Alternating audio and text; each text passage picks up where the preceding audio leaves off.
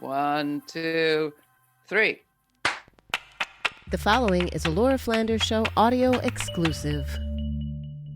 When actress Liza Jessie Peterson took her acclaimed one-woman show to the Louisiana State Penitentiary, better known as Angola, for the massive former plantation on which it stands, she'd already performed it in 35 other prisons as well as in theaters around the U.S. The authorities at Angola okayed the performance well ahead of time and arranged for it to be live-streamed throughout the facility, which is the nation's largest maximum security site.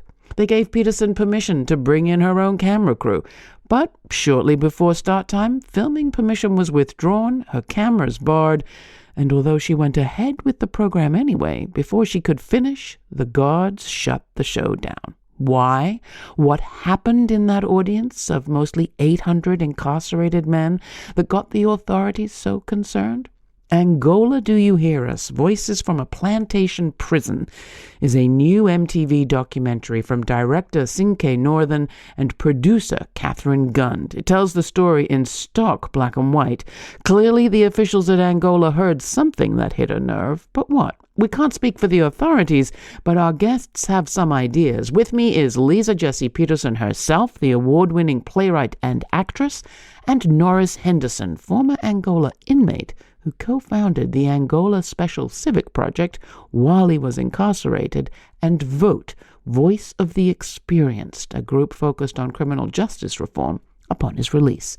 If ever you have wondered what difference a play makes, or if context for a performance matters, stay tuned. Let me start with you, Norris. First, thank you so much for being with us. It's a pleasure to have you, and congratulations on this film, both of you. It's an extraordinary document. For those who don't know Angola, or at least don't know it as well as you do, Norris, tell us who's there, more or less, where we are talking about, what Angola is like. Angola is 18,000 acres large. It's the largest land-based prison in America. The population at the time we was doing the film, at the time I was there, the population went from 5,000 to 6,000, and the population predominantly people of color. I would venture to say 85% of the population are African-American males, given. And the prison is located in central, if you got a visual of the prison, that boot, what they call it, if you kind of look at where your shoestrings would be actually tied at, that intersection is where Angola sits at. And it's the only prison in this country that actually don't have a fence. The prison is surrounded by 3/4 of the prison surrounded by the Mississippi River, and the other fourth of the prison is surrounded by the Tunica Hills. So there's actually no man-made boundaries to the prison, with the exception of the front gate that you can come and go through. But other than that, the prison is kind of like, you would either have to be, I tell people all the time when people used to ask about, did people escape? I would say, well, it had to be Johnny Weissmuller, who could swim, or Mark Spitz, who could spin the Mississippi River, or Daniel Boone or David Crockett, who can navigate their way through that rugged terrain. So this prison actually has no actual man-made boundaries. Why was it so important for you to go there, Liza? You'd performed in lots of other places. What made Angola special? 20 years ago, when I was starting to write the play, I stumbled upon information about the Angola Three, which were 3 incarcerated men who served an extreme draconian amount of time in solitary confinement. Albert Woodfox, Herman King, and help me out, Norris. Herman and Robert. Yeah. Herman and Robert. Yes, thank you. And so that piqued my interest about the institution, but the fact that Angola sits on an actual plantation was something that horrified me and intrigued me. And the name of the play, Peculiar Patriot, harkens to a time when the institution of slavery in the antebellum South was referred to as the peculiar institution. So the name of my play is a play on the term that was used for slavery. So I thought, what better location to bring this play than to an actual plantation that has been repurposed into a prison. We're going to hear a whole lot more about that. Let's check out the a trailer of Angola, Can You Hear Us? Voices from a Plantation Prison. Here's a clip. Because of the significance of the land I was on. It was more than a performance. It felt like a calling. It felt like a mission. Angola was a plantation. Just because you see prison with your physical eyes, what do you see beyond that? Start questioning, why do we send people to prison and who's actually here? My best friend, she said, you got a story to tell, write that down. And I just put the rage on the page because I had to do something. Man, we need help. I've been to 35 prisons across the country, but this I knew was historical. To be on a prison plantation, not just to perform, but to activate. Everybody clung on to every word that she said. I'm telling you, that place erupted.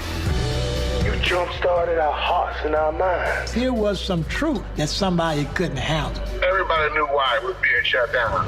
When I walked out on stage, I didn't even give it any thought. It was instinctive. I said, bam.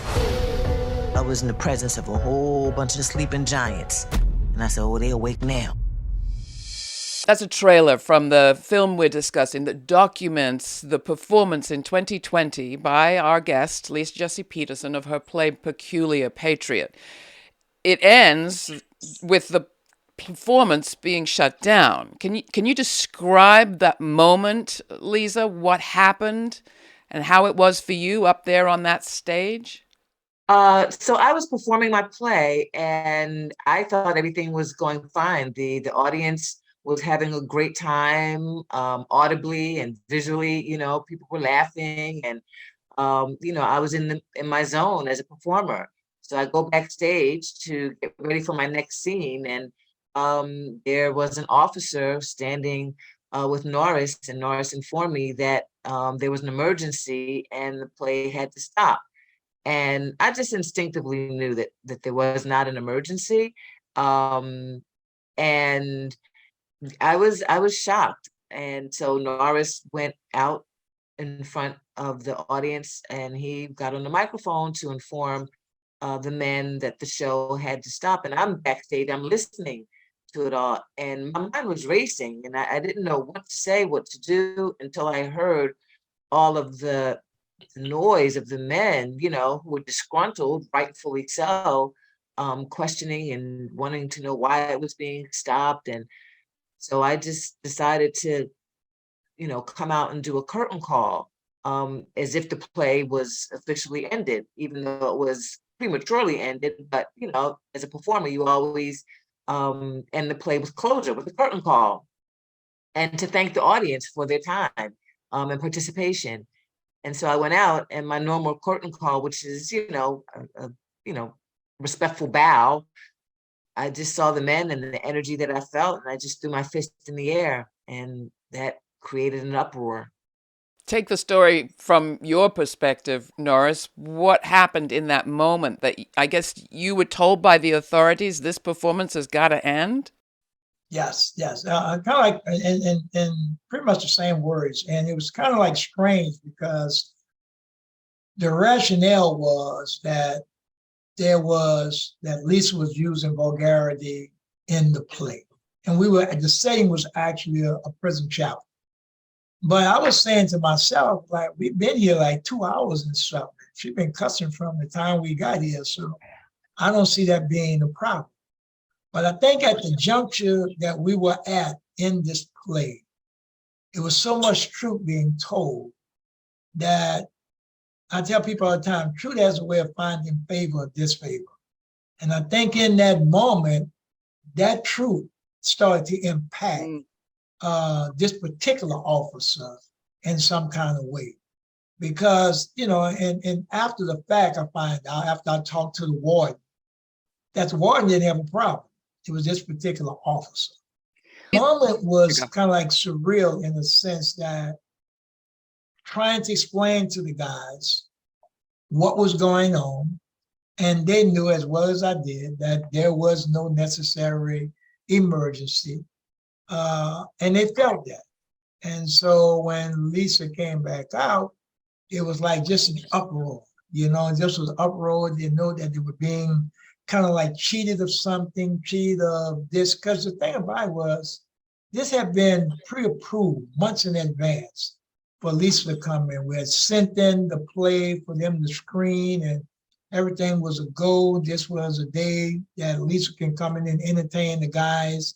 And in that moment, though, it was kind of like this transformation. It was almost like you tell a story about how people behave, and then in this moment, you actually saw that truth manifest itself. When we start talking about the prison industrial complex, what it represents, how these folks are making money on the backs of y'all from the telephone, from the commissary, the whole 9 yards. You hear people talk about that, but you never see it manifest. So let me bring you into that, Liza, because that very moment, it didn't happen just any place, as Norris is talking about, the shutdown, the guards got that uncomfortable at the precise moment that you were hitting a message that had actually hit a nerve with you back in 1998. And in the documentary, you describe that very same truth-telling as being what kind of set you on your mission. Can you talk about that? There was a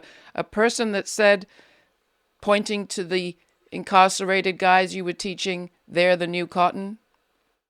Yes. So when I was a teaching artist at Rikers Island back in 1998, it was actually a correctional officer that referred to the adolescent boys who were 16, 17, and 18 years old, detained at Rikers Island. And he told me that I was on a modern day plantation, and he pointed to the boys and he said, they're the new crops, they're the new cotton. And I was so shocked because I had never heard this language before. I had never heard this metaphor of prison and slavery, being one and the same, and so he sent me down, he literally boot kicked me down the rabbit hole of research. And so I started doing research into the prison industrial complex, and it just took me further and further down into the draconian institution that we now refer to as mass incarceration, and the profitability of the industry was, as I said in the film, it was heartbreaking and infuriating. And so the more research I did, it just found its way. I incorporated it into the play, and my politics about it are very strong. And so the characters that I developed, one character in particular, his name is Pablo, who's a character in the play. He speaks very, very bluntly about the industry as a financial way of incarcerating people for profit and profiting off of human suffering. And just to go back for a second, I mean, you at that moment were an aspiring actress. Your friends were going off to Hollywood. You'd had performance with the Def Poetry Jam. You were headed in a totally different direction, you thought. I did. And the time that I was spending with the incarcerated adolescent boys at Rikers Island really ignited something in me, and the human rights crisis that I was witnessing, that was literally in America's front yard. I couldn't understand why more artists were not ringing the alarm and screaming about this human rights crisis. And so, because I'm, I love, I love my culture, and I despise injustice in any form. It really ignited an evangelistic kind of passion in me. So fast forward, Norris, how did Peculiar Patriot, Liza's play, end up coming to Angola? Were you involved in that? Yes, yes. It was, matter of fact, it was my initiation. I invited Lisa and I are part of an organization called Art for Justice, and it's connecting activists with artists. And we had a convene here in New Orleans, and I took a tour of folks to Angola. And while we were there, I was explaining to the group what the inner workings of the institution was. And when I mentioned to Lisa that there was a drama club there, that guys would put on plays and skits and stuff for us, she got excited. She was like, "Oh man, I would sure love to come and perform for the guys." I said, "Well, let's work on that." And it took us about kind of like 6 months to kind of like get it all squared away. And she was willing to come down, came down. We met with the administration to kind of like figure one, if we could do it. There was like, yeah, game. And then we even had set where she could come down and rehearse. And so to rehearse in the actual setting, so she'd be familiar with the environment. And so, yeah, it was upon my initiation about talking about what we did inside the institution. She was like, "Oh, I would love to do this play here." So, well, let's see, can we make it happen? And let's give our audience a little bit more on your history. I mean, you had the pull that you had and the relationship you had with that prison from the inside out. How many years were you there for? 27 years, 10 months, and 18 days. What age did you go in? What age did you come out? Just to make it real for people.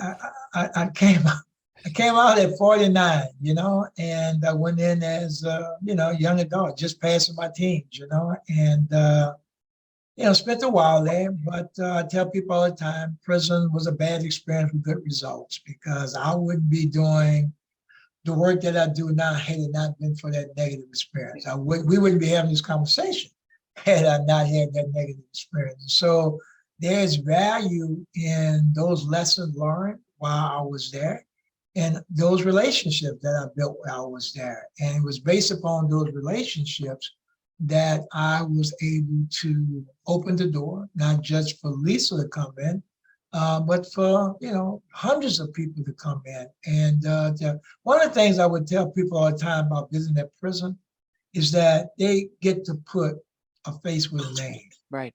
I talk about people in the prison, they can come and see that nobody's that bad that you got to sneak up on and beat them. And so when Lisa and the rest of the group saw that, it was like, just gung ho, yeah, we support your effort in going to perform there. And I was disappointed that the play didn't go to fruition. And but like we talk about it all the time, Lisa and I, is like, everything happens for a reason. Yeah. So them shutting it down even brings more value to what we were trying to do. Well, let's talk about that. I mean, that moment, and feel free to jump in, Liza. I'm still so struck by that phrase in your play where you say, same plantation, new job title.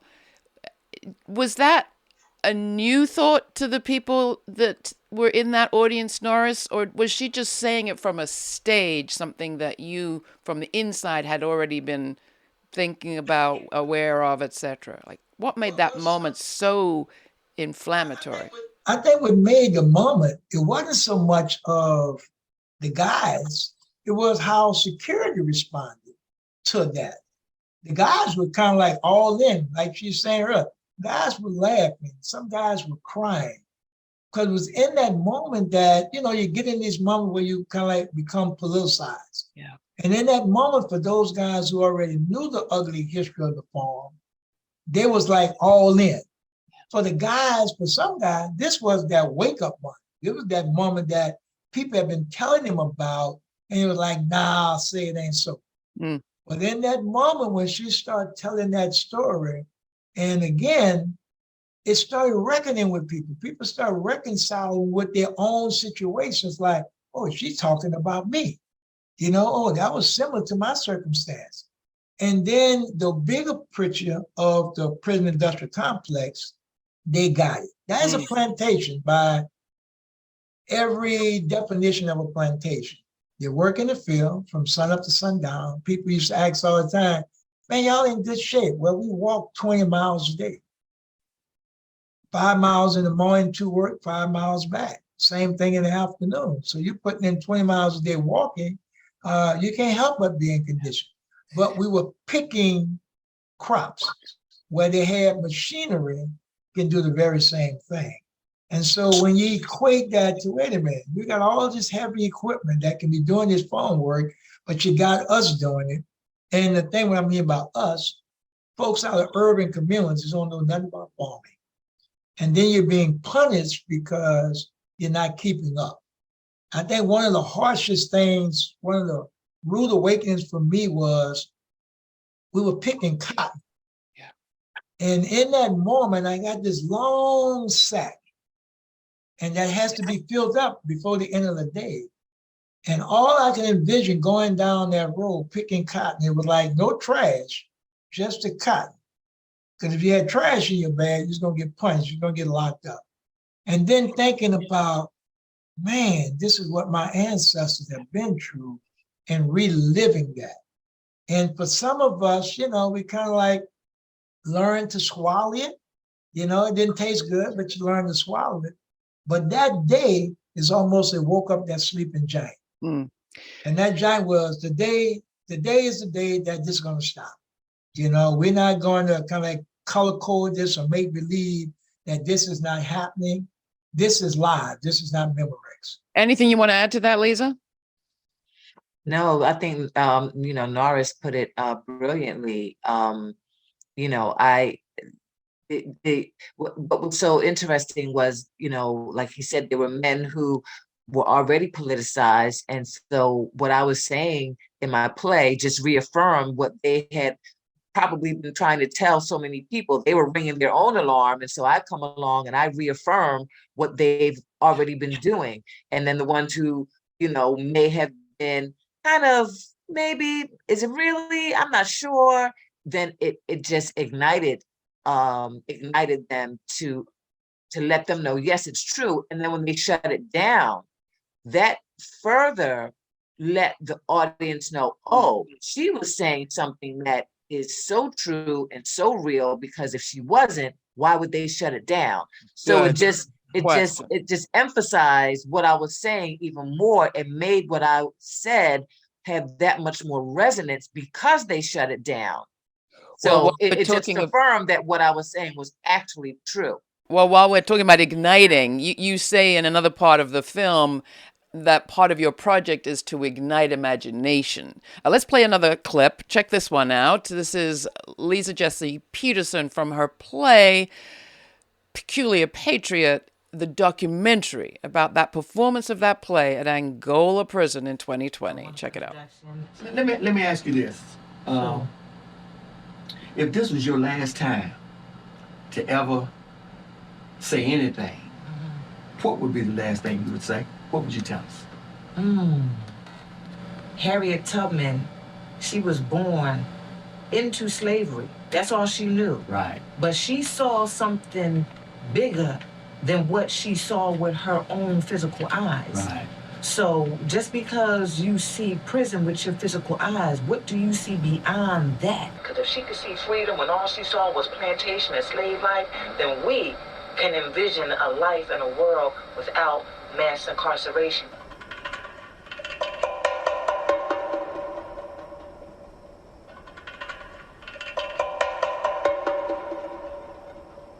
Sis, and I know it's safe to say, because I can speak for every individual in here, because I'm the voice of the youngsters and I'm the voice of the older guys in here.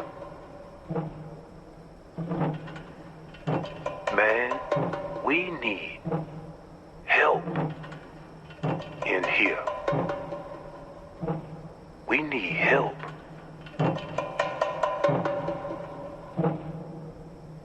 So in that clip, and I love it, Liza, you challenge the notion, in fact, that you can't be what you cannot see. And I've always thought, in fact, generations have been what they could not see. You talk about imagining a world without prisons, a world without incarceration. To what extent have you seen that imagining take off since this performance, either at Angola or elsewhere that you work or in your own life? Oh, that's a tough question. So I've seen restorative justice, which is a form of bringing both parties, the injured and the person who did the injuring, together as a healing modality. I had never seen that before when I first entered into this work. Um, so many, re-entry programs, vote being one of them, just really giving, people who are justice impacted, you know, information, political infrastructure to use their power to make change. So I've seen that happen, and it's still unfolding. So it's not like we're there. It's the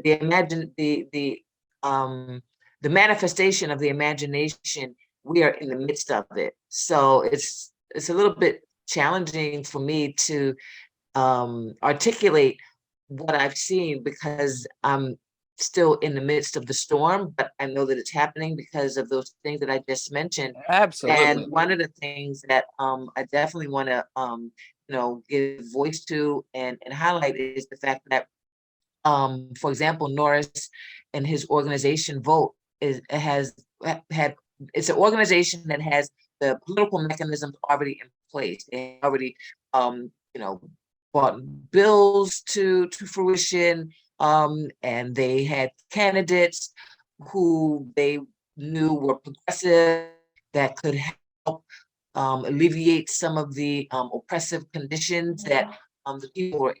So what my play did was to ignite and activate this energy, and Norris and his organization, they were able to harness that energy and use it in a way that created political change. But the infrastructure, the mechanism, he had worked decades to put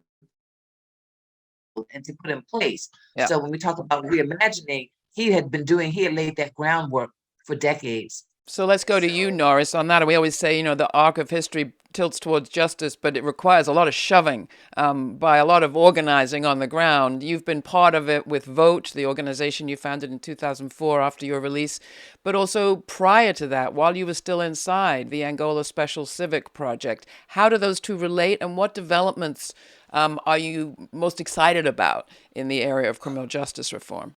How about both? When I think about both, I just see this is the Civic Project on steroids.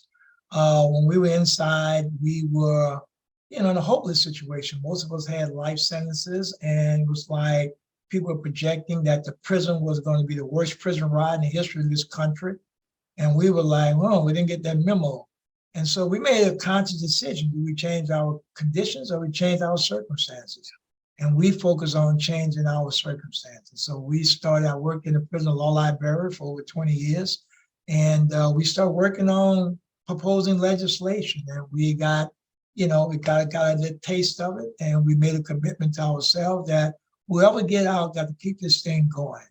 And I wasn't the first person to get out, but I was the first one who was committed to keep this thing going. And I think one of the things, the last question you kind of like asked Lisa, about the impact, because we didn't see the impact that it actually had on the guys. But when we were here recently to do a premiere of Angola, Can You Hear Us, some of the guys who were actually present in the audience in Angola is actually on the streets. And those guys shared with us their intimacy around what that place was like after we left.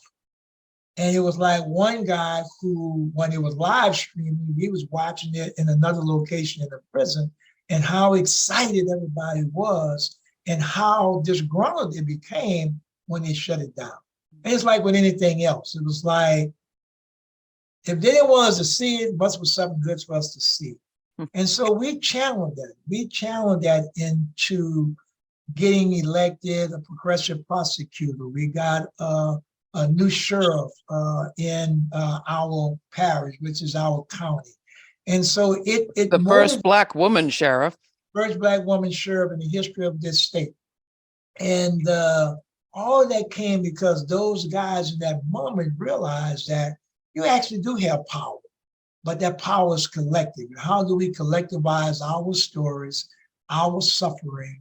And the story of me becomes the story of us, and we turn those stories into action. And so we were able to move in those particular areas to bring about. And because of that change of the new prosecutor, who has been revisiting a lot of these old cases, over 200 people has been released.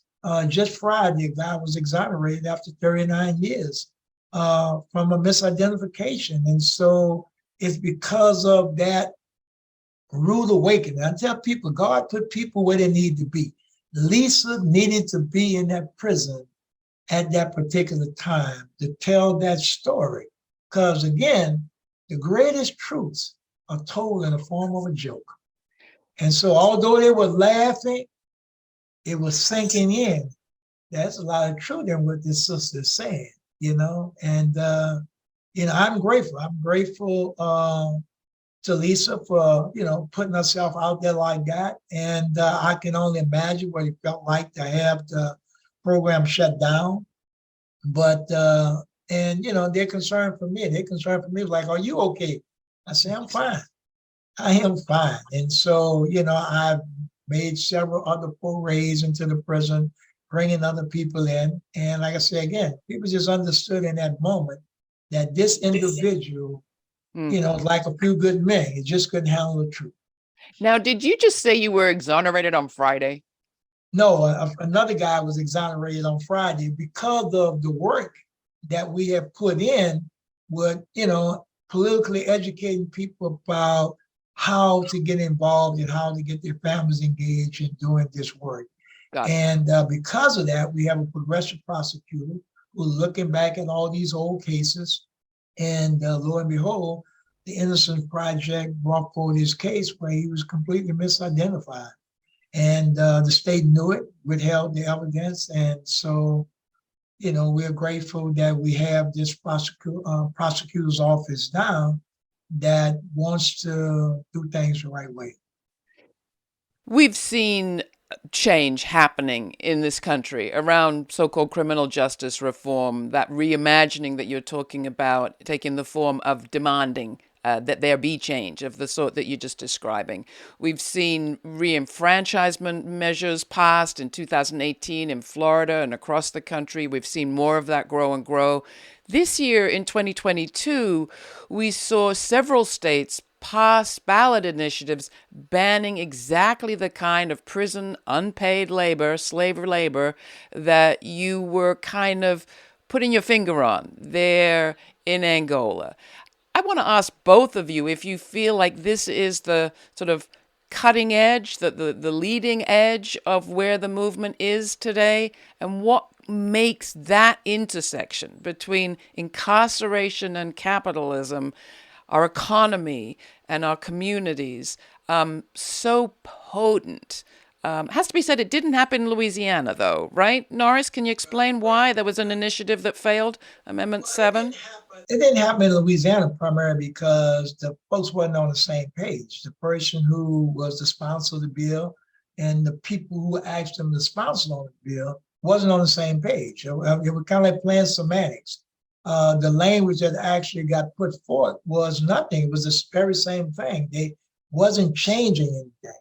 And I think at the 11th hour, when the sponsor kind of like understood that, and this is one of the tragedies about getting people to sponsor legislation, they have to be all in.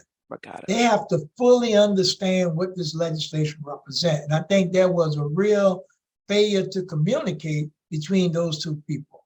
And so in the end, the sponsor was asking everybody, along with myself, to vote no, because it wasn't going to change anything. If anything, it was going to justify them doing the very same thing that we've been trying to abolish for the last 200 years. Well, same question to you, Liza. Do you think this is the cutting edge of the kind of criminal justice reform movement? I believe we are on that cutting edge. The only thing, and I say this all the time, that because I've experienced this person being on the cutting edge of change. Sometimes you don't benefit from the change you bring about. But this is the cutting edge right now because people are becoming more and more aware about why these institutions exist. And in not that, and I tell people, the fence is not to keep people in, the fence is to keep people out.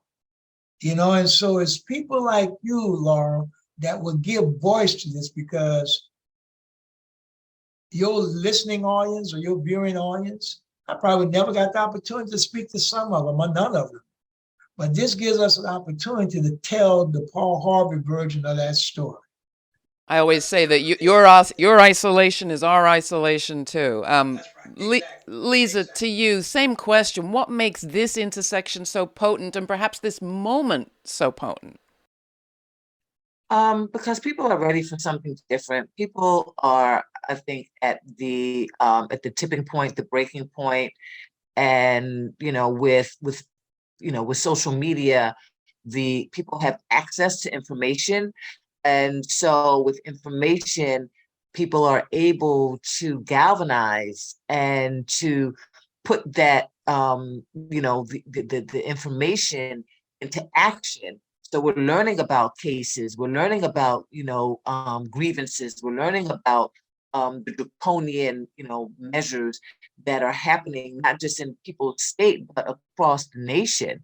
So maybe where I was only, familiar about what was happening in New York, now I'm hearing about what's happening in Wisconsin and Louisiana and all over because social media has really cracked through and I think leveled the playing field. So we are, I think, at a really exciting and dangerous time with this intersection. But I'm hopeful that, they always say, there's a breakdown before the breakthrough. And I think we're witnessing the breakdown. So I'm applauding the breakdown because I know on the other side is the breakthrough. Well, theater helps us train our I think it's Anna Devere Smith says our empathy muscles.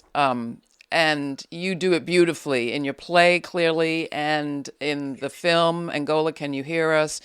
Cinque and the crew figure out brilliantly how to animate the parts they couldn't film and make a film out of exactly what Angola authorities didn't want them all to film.